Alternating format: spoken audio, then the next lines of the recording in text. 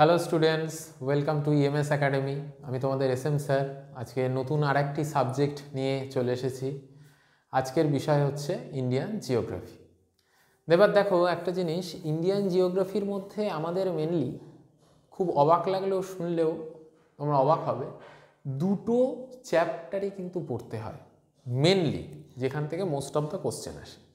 এক হচ্ছে Indian physiography, আর একটা হচ্ছে ইন্ডিয়ান ড্রেনেজ সিস্টেম, মানে রিভার যেটা আছে আর কি। এর বাইরে যে পোর্শনগুলো আছে, লাইক ধরো আমি বললাম স্বাভাবিক উদ্ভিদ, মৃত্তিকা, জলবায়ু, এই যে চ্যাপ্টারগুলো আছে এগুলো টোটালি কিন্তু the part of Indian physiography. আলাদা করে বইতে হয়তো চ্যাপ্টার দেওয়া আছে, কিন্তু it's a part of Indian physiography. Indian physiography আলোচনার মধ্যে দিয়েই আমরা কিন্তু এই বিষয়গুলোকে আমরা আস্তে আস্তে হাইলাইট করব নেক্সট ভিডিওগুলোতে। এবার আজকের যে টপিক সেটা হচ্ছে ভারতীয় ভূপ্রকৃতির ওপর আলোচনা।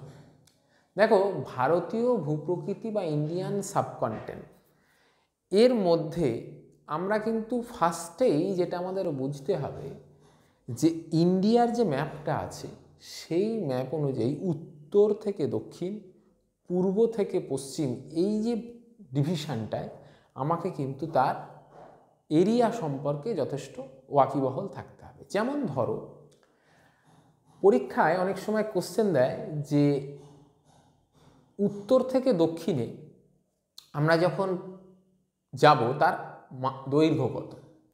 উত্তর থেকে যদি দক্ষিণে যাও সেটা হচ্ছে, এবং পশ্চিম থেকে পূর্বে যাও, এই পুরো অংশটায় আমরা যখন চারটে অংশকে কানেক্ট করব, মানে কাশ্মীর টু কন্যাকুমারী, অরুণাচল প্রদেশ টু গুজরাট, এই যে চারটে পয়েন্টের মধ্যে দিয়ে আমরা প্রতিটা রাজ্য সম্পর্কে কিন্তু আমাদের একটা নলেজ থাকতে হবে, 1 নম্বর পয়েন্ট।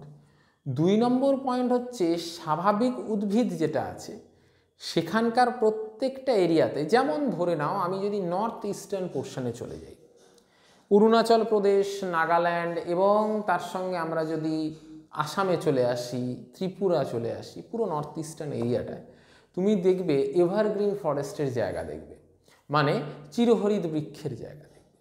2 নম্বর, তুমি যদি জলবায়ু হিসাবে দেখো, তুমি দেখবে নর্থ ইস্টার্ন মনসুন যেটা আছে, নর্থ ইস্ট মনসুন, সেটার প্রাদুর্ভাব ওখানে অনেক বেশি থাকে, বৃষ্টির পরিমাণ ওখানে অনেক অনেক বেশি থাকে, অ্যাভারেজ প্রায় 250 সেন্টিমিটার, ওখানে 250 মিলিমিটারও কিন্তু বৃষ্টির একটা প্রভাব থাকে। এই যে জায়গাটা আমরা বলছি, ঠিক সাইমেন্টেনিয়াসলি আমরা পশ্চিম দিকে যদি চলে আসি, পূর্ব থেকে ডাইরেক্ট পশ্চিম, দেখো রাজস্থানের জায়গাটায় আমরা কিন্তু জেরোফাইট উদ্ভিদ দেখতে পাবো। জেরোফাইট বলতে কি উদ্ভিদ? যারা মরুভূমিতে তৈরি হয়। এই মরুভূমির যে উদ্ভিদগুলো আছে সেগুলো কাঁটাযুক্ত, এবং এখানে যে ভূপ্রকৃতিগত জায়গাটা থাকে সেটা কিন্তু আমাদের মাথায় রাখতে হবে। ঠিক সাইমেন্টেনিয়াসলি আমি যদি কাশ্মীর মানে হিমালয়ান রেঞ্জের দিকে আমি চলে যাই, তুমি ওদিকে দেখবে যে পাইন, ফার, এই ধরনের যে বনাঞ্চল, সেখানে কিন্তু উচ্চতা অনুযায়ী ধাপে ধাপে ধাপে ধাপে কিন্তু বনের যে প্রভাবটা সেটা কিন্তু কমেছে। যত উঁচুর দিকে গেছে তত বেশি কিন্তু ঘাস বা আগাছা জাতীয় প্রভাবটা বেড়েছে। আবার তুমি যদি দক্ষিণ দিকে চলে আসো, দেখো দক্ষিণ দিকে যদি আমি চলে আসি, আমরা কি দেখব? একটা হচ্ছে পশ্চিম উপকূল, একটা হচ্ছে পূর্ব উপকূল। পশ্চিম উপকূল বরাবর তুমি যদি একদম গুজরাটের দক্ষিণ থেকে আপ টু কেরালার উত্তর দিক পর্যন্ত তুমি আসো, দেখবে পশ্চিমঘাট পর্বত পাবে। আবার তুমি যদি উড়িষ্যার উপকূল থেকে অন্ধ্র উপকূল হয়ে তামিলনাড়ু উপকূলের জায়গা পর্যন্ত আসো, তাহলে তুমি পাবে পূর্বঘাট। এই যে পূর্বঘাট এবং পশ্চিমঘাট জয়েন্ট করলো, সেই জায়গায় যে পাহাড়টা তৈরি হলো তার নাম হচ্ছে নীলগিরি পাহাড়। এবার তোমাকে বলতে পারে পরীক্ষায় কোশ্চেন যে নীলগিরি পাহাড় কোন জায়গায় অবস্থিত? পূর্বঘাট ও পশ্চিমঘাটের জাংশনে অবস্থিত, মিলনস্থলে। নীলগিরি পর্বত যখন আছে তার ঠিক দক্ষিণে, আরও দক্ষিণে যদি চলে আসি, মানে কেরালার দক্ষিণ উপকূল এবং তামিলনাড়ুর দক্ষিণ উপকূলের দিকে যদি আমি আসি, তাহলে আমরা একটা হিলস পাবো, তার নাম হচ্ছে কার্ডামাম হিলস বা এলাইচ পাহাড়। এটা মাথায় রাখবে। ঠিক একইভাবে আমি যদি নীলগিরি পর্বতকে সামনে রেখে তার উত্তর পূর্ব দিক মানে নর্থ ইস্টার্ন পোর্শনের দিকে দেখি, তাহলে আমি দেখতে পাবো সেখানে পালনি হিলস আছে। তাহলে এই যে দেখো ভূপ্রকৃতিগতভাবে একদিকে আমি ইস্টার্ন পোর্শনে চিরহরিৎ বৃক্ষ, ওয়েস্টার্ন পোর্শনে জেরোফাইট উদ্ভিদ, আমি যখন ইয়েতে যাব উত্তর দিকে যাব তখন একরকম স্ট্রাকচার, দক্ষিণ দিকে যাব তখন আর এক রকম স্ট্রাকচার।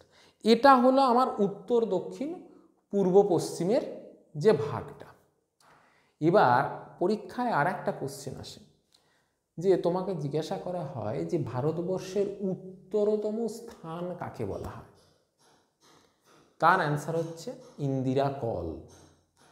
বলা হয় ভারতের পূর্বতম স্থান কোনটা, মানে অরুণাচল প্রদেশের দিকে পার্টিকুলার কোন অংশটা, সেটা হচ্ছে অরুণাচল প্রদেশের কিবিথু। আর আমি যখন পশ্চিম দিকে আসব তখন তার নাম হচ্ছে গুজরাটের গুহারমোটা বা গুজরাটের গ, আর ওখানে হচ্ছে গুহারমোটা। এবং আমি যদি ইন্ডিয়ান কন্টিনেন্টের মেন ল্যান্ডের হিসাবে বলি তাহলে কিন্তু আমি কন্যাকুমারী পাবো, কিন্তু মেনল্যান্ড তো নয়, আমরা আন্দামান নিকোবর দ্বীপপুঞ্জকেও ইনক্লুড করব। তা আন্দামান নিকোবর দ্বীপপুঞ্জকে যখন আমি ইনক্লুড করব তখন কিন্তু একটা জিনিস মাথায় রাখতে হবে, সেটাকেই আমরা কিন্তু বলবো ভারতীয় টোটাল ভূখণ্ডের উপকূলীয় ভারতের সর্বশেষ বিন্দু। যেমন ওটা ইন্দিরা কল ছিল, এটা হচ্ছে ইন্দিরা পয়েন্ট, এর আর একটা নাম বলা হয় পিগমেলিয়ান পয়েন্ট। এই যে জায়গাটা আমি জানলাম, তার মানে আমার চারটে দিক কভার হয়ে গেল। নেক্সট আমি এবার দ্বীপপুঞ্জগত জায়গায় চলে আসব। দেখো দ্বীপপুঞ্জগত জায়গায় আমি দুটো দ্বীপপুঞ্জ দেখতে পাই, একটা হচ্ছে পূর্ব দিকে আর একটা হচ্ছে পশ্চিম দিকে। পশ্চিম দিকে যে জায়গাটা আছে সেটা হচ্ছে লাক্ষাদ্বীপ বা লক্ষদ্বীপ। এই লক্ষদ্বীপ আবার আমি যখন পূর্ব দিকে চলে যাব, বঙ্গোপসাগরের দিকে চলে যাব, তখন আমি দেখতে পাবো সেটা হচ্ছে আন্দামান নিকোবর দ্বীপপুঞ্জ। এবার এই যে আন্দামান নিকোবর দ্বীপপুঞ্জের ভূপ্রকৃতি, লাক্ষাদ্বীপের ভূপ্রকৃতি, দুটোর মধ্যে কিন্তু অনেক ডিফারেন্স আছে। কেন? দেখো, প্রথম কথা হচ্ছে আমি যদি আন্দামান নিকোবর দ্বীপপুঞ্জের ভূপ্রকৃতি সম্পর্কে বা স্ট্রাকচারাল জায়গাটা আমি দেখতে চাই, তাহলে এটা কিন্তু সমুদ্রের তলদেশ দিয়ে যাওয়া একটি পাহাড়ের অংশ। শুনতে অবাক লাগলেও এটা নামটা কি আমি বলে দিচ্ছি, সেটা হচ্ছে আমরা জানি মায়ানমার, এই মায়ানমারের অংশ থেকে আরাকান ইয়োমা বলে পাহাড়ের ক্ষয়ীভূত অংশ যা সমুদ্রের তলদেশ দিয়ে এসে এই আন্দামান নিকোবর দ্বীপপুঞ্জের সঙ্গে কানেক্ট হয়েছে। তার মানে আন্দামান দ্বীপপুঞ্জ যেটা আছে, Andaman Nicobar island is a part of Arakan Yoma hills, এটা কিন্তু মাথায় রাখতে হবে। ঠিক সাইমালটেনিয়াসলি আমি যদি লক্ষদ্বীপের দিকে চলে যাই, লাক্ষাদ্বীপের দিকে আমরা একটা জিনিস দেখতে পাবো যে সেখানে কিন্তু ছোট ছোট অনেক আইল্যান্ড, লাইক অ্যারাউন্ড 32 আইল্যান্ডস কিন্তু জয়েন্ট ফরমেশনে কিন্তু লাক্ষাদ্বীপ হয়েছে, লাইক কোনো একটা হিলসের পার্ট হিসাবে নয়। তাই তুমি স্ট্রাকচারালি তাদের মধ্যে অনেক কিছু ডিফারেন্স দেখতে পাবে। এটা গেল।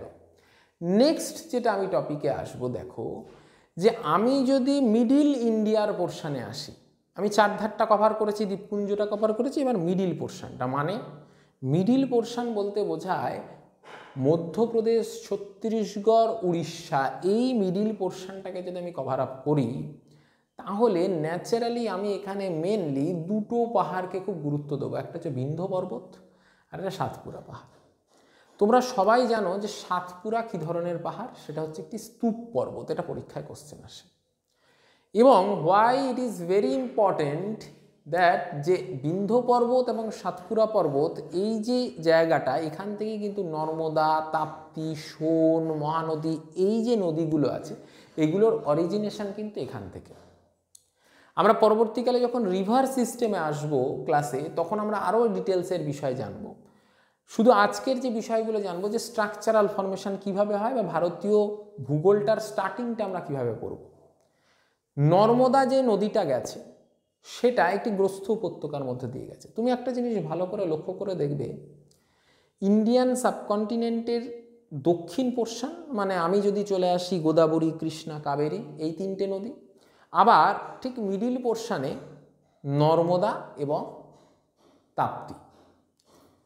তার উপরে তুমি চলে যাও, যমুনা, গঙ্গা, এই পোর্শনগুলো আছে। তুমি একটা জিনিস লক্ষ্য করে দেখবে, গোদাবরী, কৃষ্ণা, কাবেরী দক্ষিণ ভারতের নদীগুলো, অ্যাজ ওয়েল অ্যাজ গঙ্গা, বা তুমি যদি অন্যান্য নদীগুলোকেও দেখো, তাদের যে মুখটা সেটা সবসময় দেখবে বে অফ বেঙ্গলের মধ্যে। এবার বে অফ বেঙ্গলের দিকে গেছে, কিন্তু এরা গেছে কিন্তু আরবিয়ান সিতে। ভালো করে বুঝবে, আরবিয়ান সিতে কেন? কারণ একটি গ্রস্থ উপত্যকার মধ্য দিয়ে নদীটি গেছে বলে সেটা আরবিয়ান সিতে পড়েছে, সে কিন্তু বঙ্গোপসাগরে না পড়ে। কারণ কি? তার ঢালটা পশ্চিম দিকে আছে। আর দক্ষিণ ভারত বা আমি যদি উত্তর ভারতের জায়গায় যাই, তার ঢালটা কিন্তু পূর্ব দিকে আছে। তাই জন্য গোদাবরী, কৃষ্ণা, কাবেরী এই ধরনের নদীগুলো পশ্চিম দিকে উৎপন্ন হলেও তারা কিন্তু সুদূর রাস্তা ক্রস করে এসে বে অফ বেঙ্গলের জায়গায় বা ভারত মহাসাগরের জায়গায় এসে কিন্তু পতিত হয়েছে। এই যে জায়গাগুলো, এই ছোট ছোট জায়গাগুলোকে তোমাকে কিন্তু আইডেন্টিফাই করতে হবে। এবার নেক্সট যে টপিকগুলো আসবো সেটা হচ্ছে ন্যাশনাল পার্ক। দেখো, ন্যাশনাল পার্ক যখন আমি পড়ব, আমাকে কিন্তু the difference between national park, sanctuary, এই বিষয়গুলো সম্পর্কে কিন্তু যথেষ্ট ওয়াকিবহাল থাকতে হবে। কোনটা পাখিরালয়? প্রথম কথা হচ্ছে, যেমন ধরো আমি তোমাকে বলি গির অভয়ারণ্য, এটা কোথায় অবস্থিত, কিসের জন্য বিখ্যাত? গুজরাটে অবস্থিত, লায়নের জন্য বিখ্যাত। নেক্সট তুমি দেখো, আমি যদি বলি যে এই যে গির অভয়ারণ্য তৈরি হলো, অ্যাজ ওয়েল অ্যাজ আমি যদি বেথুয়া ডহরির কথা বলি, সেটা কি? এটি একটি স্যাংচুয়ারি। তার মানে কি হলো, আমি একটি স্যাংচুয়ারিতে যখন ঢুকছি সেখানে কিন্তু পাবলিক ইনফ্লুয়েন্সটা খুব ভালো পরিমাণে থাকবে। কিন্তু যখন আমি একটি ন্যাশনাল পার্কে ঢুকবো, সেখানে কিছু ডিসিপ্লিনারি অ্যাকশান মেনটেন করতে হয়। কিছু কোর এরিয়া থাকে যেখানে সবাই যেতে পারে না। মানুষের পর্যটনের জন্য একটি নির্দিষ্ট এলাকা থাকে, যেটা কিন্তু স্যাংচুয়ারির ক্ষেত্রে কিন্তু সহজে থাকে না। তাই আমরা কিন্তু list of sanctuary, list of national park স্পেসিফিকভাবে পড়ব, সাজেস্টিভ ওয়েতে পড়ব, যেগুলো পরীক্ষায় এসছে। সেই জন্য এই টোটাল যে ডিটেলসটা আজকে আমি বললাম, ভূপ্রকৃতির একটা জিস্ট, যে কোনটা দক্ষিণ, কোনটা উত্তর, কোনটা দ্বীপপুঞ্জ সমেত, কোনটা কোনটা আমাদের দক্ষিণ ভারতের জায়গা, মধ্য ভারতের জায়গা, আমরা যদি উত্তর ভারতের জায়গায় দেখি, এটা একটা গেল। নেক্সট যেটা আমরা আসব সেটা হচ্ছে, তুমি একটা জিনিস দেখবে খুব কোশ্চেন আসে, তরাই আর ডুয়ার্স। ভালো করে বুঝবে। তার মানে এই যে পোর্শনটা আছে, এই তরাই ডুয়ার্স থেকে কিন্তু বারবার কোশ্চেন এসছে। কোশ্চেনটা কীরকম, যে তরাই কথার অর্থ কী? অর্থ হচ্ছে ভেজা স্যাঁতস্যাঁতে জমি।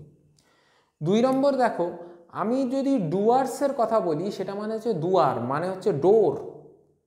ডোর মানে আমরা যখন উত্তর পূর্ব দিকে, ভারতের উত্তর পূর্ব দিকে যাব, তখন কিন্তু শিলিগুড়ি যে করিডোর আছে, সেই করিডোরের সঙ্গে থেকেই আমরা কিন্তু কানেক্ট করছি উত্তর পূর্ব দিকটায়।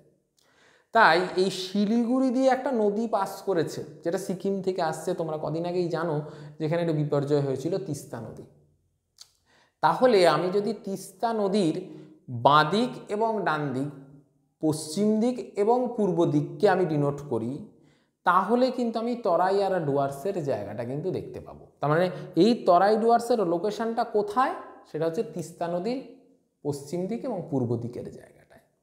এবার দেখো, এই যে আমি বললাম যে উত্তর পূর্ব ভারতের প্রবেশদ্বার কাকে বলা হয়, সেটা কিন্তু শিলিগুড়ি করিডোর।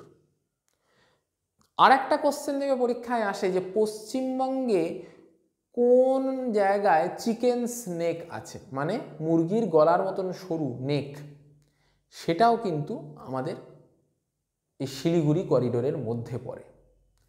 বিষয়টা দেখো, আমরা যত ডিটেলসে যাব, আমি আজকের যে ক্লাসটা নিলাম তোমাদের, সেই ক্লাসটায় কিন্তু খুব সুপারফিশিয়ালি জিনিসগুলো কিন্তু বুঝিয়েছি। প্রতিটা টপিক ধরে ধরে আমরা আগামী দিনের ক্লাসে আসব। তাই এইটুকুনি ক্লাসের ওপর বেসিসে তোমরা কি কি টপিকের ওপর ক্লাস চাইছো সেটা কমেন্ট সেকশনে অবশ্যই জানাবে, এবং নিচে দেওয়া নাম্বারে হোয়াটসঅ্যাপ করেও তোমরা জানাতে পারো। যদি তোমাদের ক্লাসটা ভালো লেগে থাকে তাহলে চ্যানেলটি সাবস্ক্রাইব এবং ভিডিওটি লাইক করবে। ওকে, আজকের মতো ক্লাস এখানে।